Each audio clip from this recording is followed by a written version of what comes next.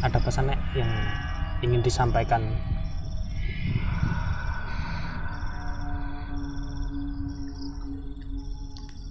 Aja nglalike sing wis ora enak.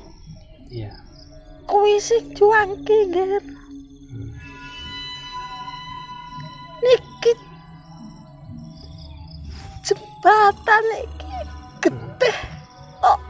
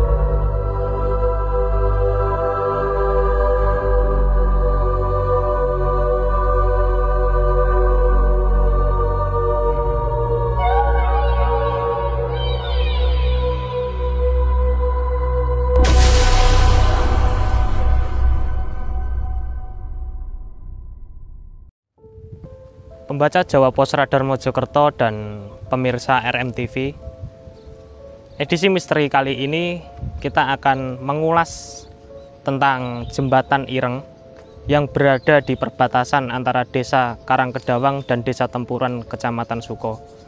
Jembatan ini konon sudah berdiri selama hampir 1 abad, dibangun sejak zaman Belanda kisaran tahun 1915 sampai 1920, dan jembatan ini melintas di atas Kali Watu Dakon.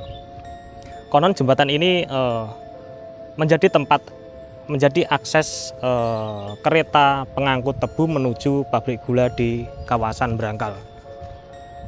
Di balik bangunan yang masih berdiri saat ini terdapat kisah-kisah misteri yang akan kita ungkap kali ini. Pemirsa, saya melihat seorang warga yang tampak sedang membawa bunga dan menaburkan bunga di atas sungai ini. Hari ini memang bertepatan dengan hari Kamis malam Jumat. Mari kita lihat apa yang dilakukan.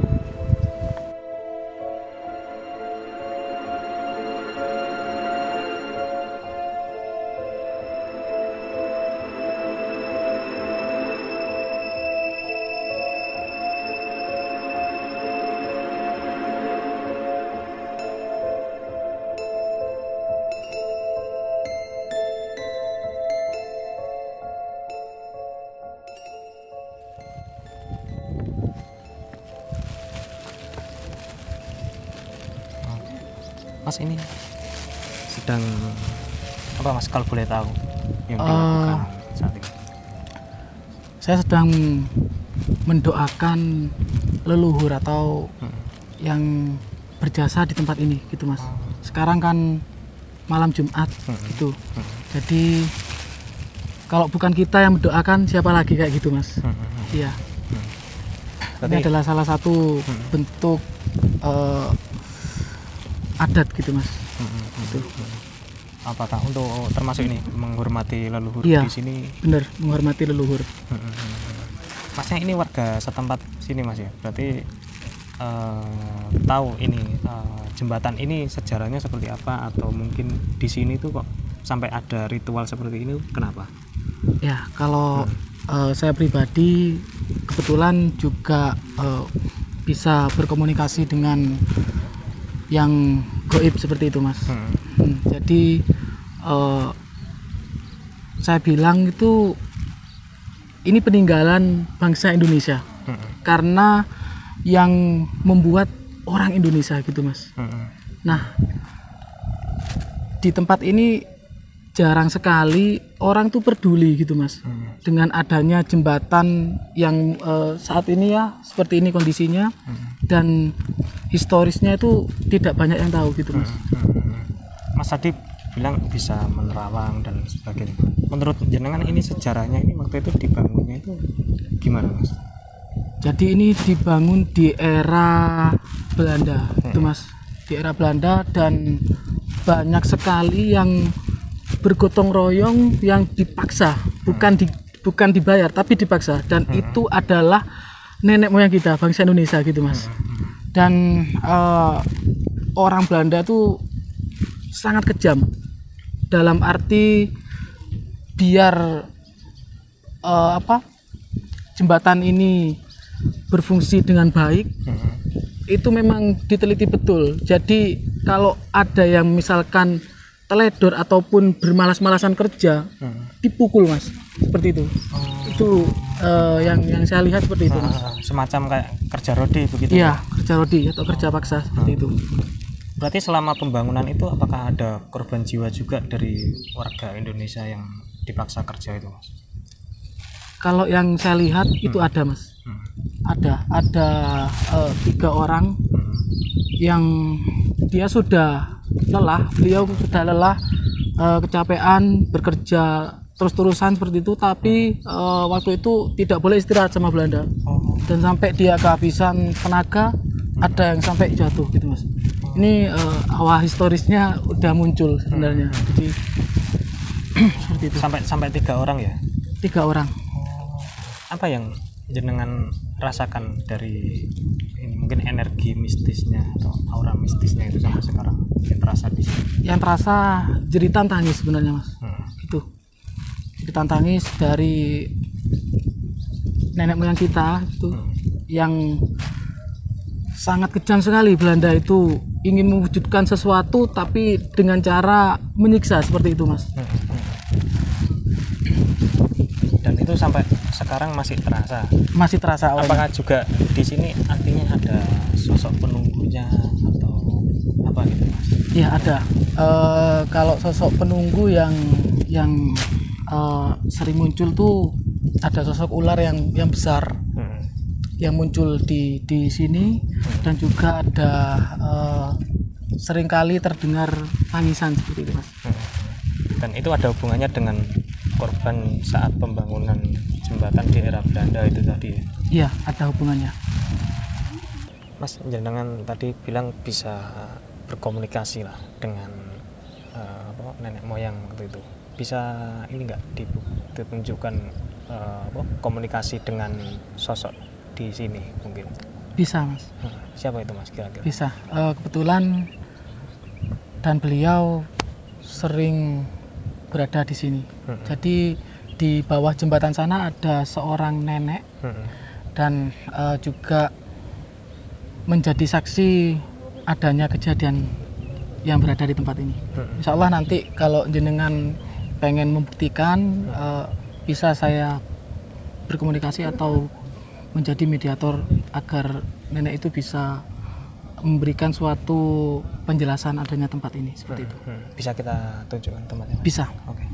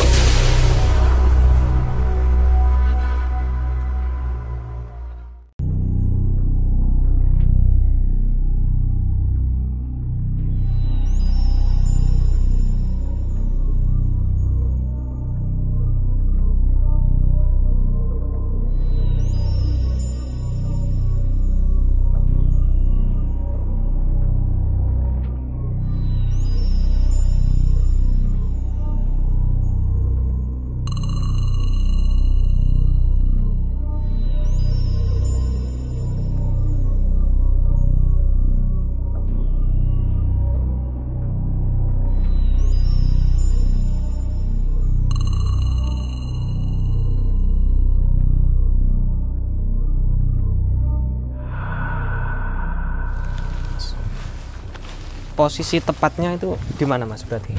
Ya, Nenek. beliau berada di sebelah sini Mas. Nah Di nanti sini. nggih, saya udah berpamitan minta izin untuk memberikan suatu informasi gitu nanti.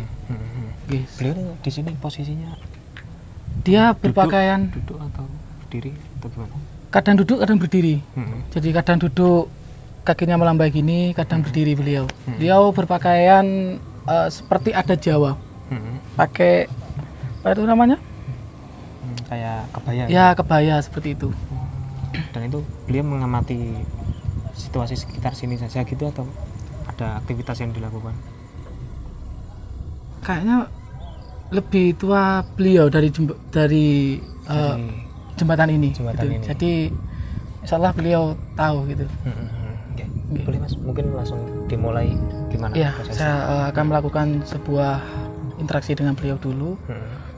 Nanti kalau sudah ada gerakan yang aneh dari tubuh saya, jenengan silakan bertanya nggih. Oh gitu. Nggih.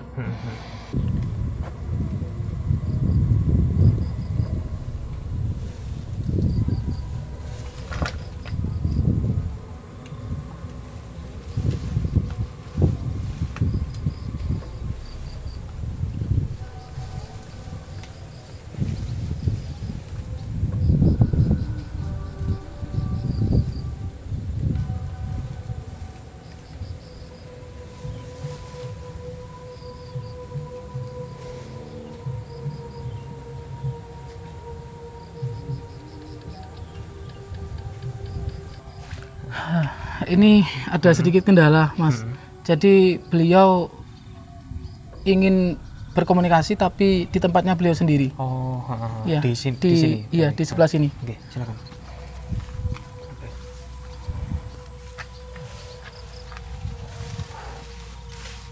Iya, pemirsa, saat ini Mas Denny sedang berusaha berkomunikasi atau menyambungkan pikirannya dengan sosok nenek tua yang disebut menunggu jembatan ini sedang di sini. Dan ini prosesnya Mas Denny bisa kita lihat, dia sudah mulai masuk. Oh, ya. Assalamualaikum. Ya Nek. Nek, nama nenek siapa Nek? Kuat. Selastri. Nenek di sini sedang ngapain Nek? Bangunan. Wong gitu mriki saderenge wonten bangunan iki kula gitu mriki. Ngapain Nek di sini Nek?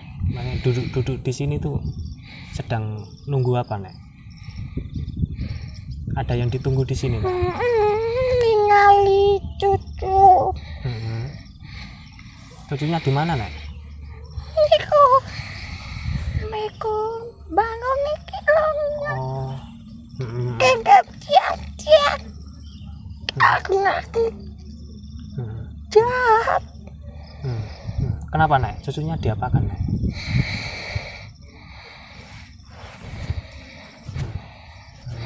Keboe. Iya. Apa Nek yang dirasakan cucu nenek Nek? Katanya. Atine mangko. Cucu nenek itu ini ikut membangun jembatan ini Nek, sama Belanda itu Nek. Sekarang cucu nenek di mana Nek?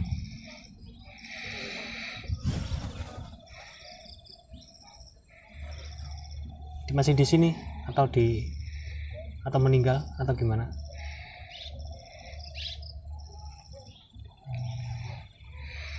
Nenek sampai sekarang masih di sini. Ini menunggu cucunya atau menunggu siapa Nek? Nek Jenny enggak.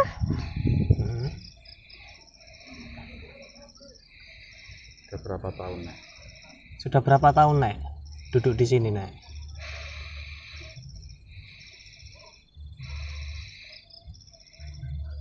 Di sini terus Nek, sendirian terus di sini. Apa yang dirasakan nenek Nek di sini?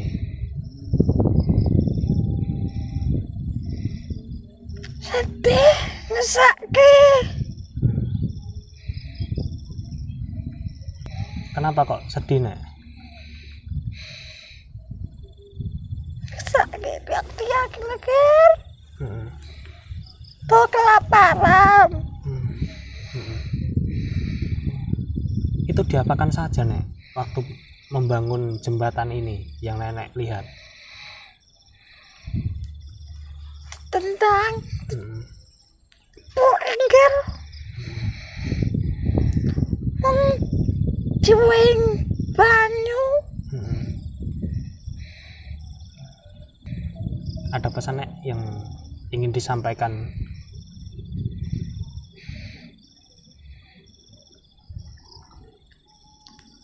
Ojo nglaleki sing wis ora enak. Iya. Kuwi sing juangke, Ger. Niki jembatan iki getih kok. Maksudnya getih tok itu gimana, Nek, maksudnya? Nggih nek sing mati, Ger. Berapa yang Nenek lihat yang meninggal di sini?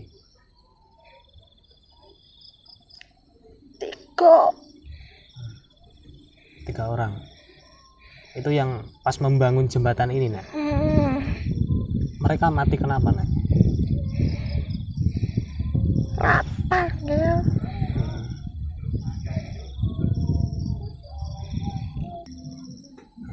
Iya. Itu ini Mas Denny sedang berkomunikasi dengan nenek itu dan sekarang masih di sini. Terima kasih, Nek. Assalamualaikum. Assalamualaikum.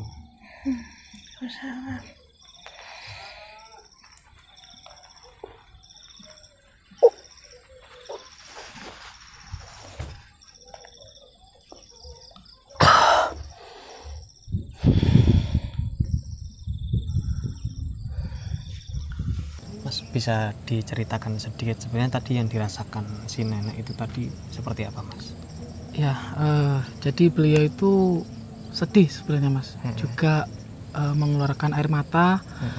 Beliau gak tega melihat cucunya itu ikut kerja di pembangunan jembatan ini dengan kerja paksa seperti itu.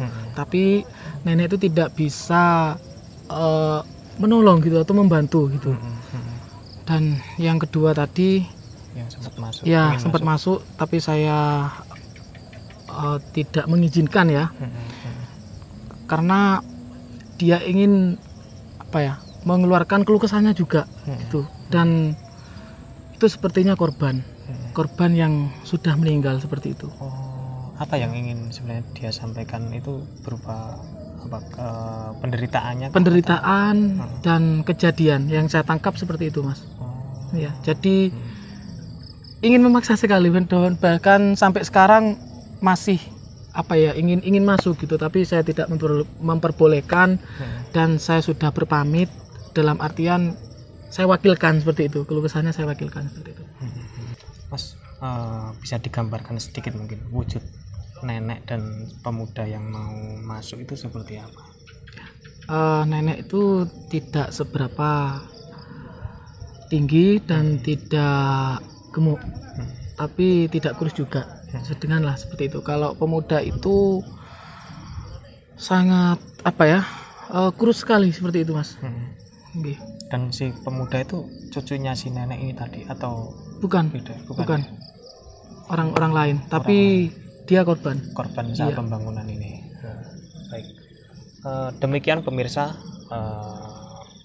ulasan kita tadi tentang sejarah di balik pembangunan jembatan hitam ini, dari penuturan Mas Denny tadi dan juga sosok yang menunggu di sini, bahwa apapun itu sejarahnya dan peninggalan nenek moyang, kita harus tetap menghormatinya dan mempertahankannya, tidak melupakannya. Iya, itu, Mas. benar.